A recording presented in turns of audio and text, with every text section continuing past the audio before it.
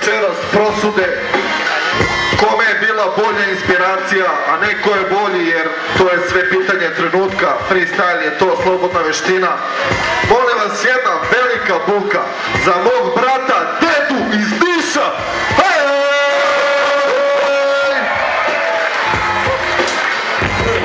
Gde je Deda? Je Deda? I molim vas, velika buka za old school glavu, brat Vana sa nama večeras. Buka Vanu, Nažalost, Mikri nije mogao da dođe, zauzet je nekim poslovima preko grane, ali ništa bolje od brata Vane, jer on će da lepo prosudi sranje.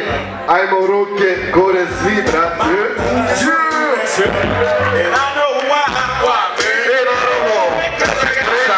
Ali ne najmanje važan. Zna se koloni, poradni hip-hopić. Niko, brate, drugi nego Mardeljanu, Smokey.